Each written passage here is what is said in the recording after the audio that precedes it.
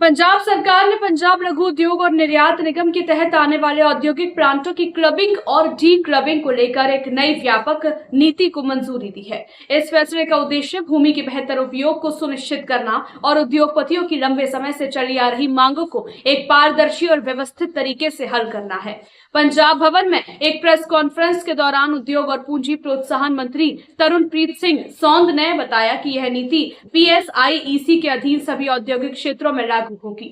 हालांकि इसमें शेड और बूथ शामिल नहीं होंगे।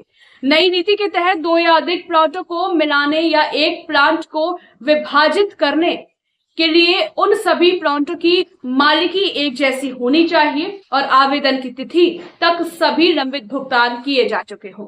इसके अतिरिक्त सभी प्लांट समान श्रेणी के होने चाहिए, जैसे कि फ्री होल्ड या लीज होल्ड, और आवश्यक लीज डीड होनी चाहिए। इस प्रक्रिया के लिए फीस रिजर्व मूल्य के 1% या अधिकतम 50 लाख रुपए जो भी कम हो तय की गई है। मंत्री ने बताया कि क्लब किए गए प्लॉटों को केवल मूल लेआउट योजना के अनुरूप ही डीक्लब किया जा सकता है। सभी परिवर्तन भवन उपनियमों, जोनिंग विनियमों और पर्यावरणीय शर्तों के अधीन होंगे। यह नीति उद्योगों को अपने विस्तार में सहायता देने के साथ साथ जमीन के बेहतर प्रबंधन में भी मदद करेगी। इसके साथ ही पंजाब सरकार ने पहले रद्द किए गए औद्योगिक प्लांटों को बहाल करने के लिए एक अपील अथॉरिटी का गठन भी किया। यह अथॉरिटी 7 मई 2025 को अधिसूचित की गई थी और क्लबिंग डी क्लबिंग संबंधी नीति 19 मई 2025 को लागू की गई थी। पहले लगभग 700 प्लांट ऐसे थे जिनकी अलॉटमेंट उत्पादन में देरी, जोन के उल्लंघन या समय पर किस्तें न भरने के कारण रद्द कर दी गई थी। चूंकि पूर्व नीति 31 मार्च 2022 को समाप्त हो गई थी, इसलिए बहुत से अलॉटियों की मांग पर अब यह अपील अथॉरिटी बनाई गई है।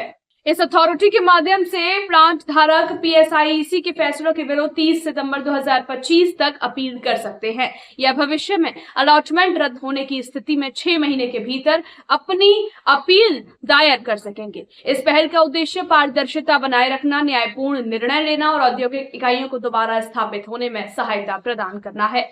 मंत्री ने अंत में कहा कि यह फैसला पंजाब के औद्योगिक और व्यापारिक माहौल को और सशक्त बनाएगा तथा राज्य में नए आर्थिक अवसरों के द्वार खोलेगा।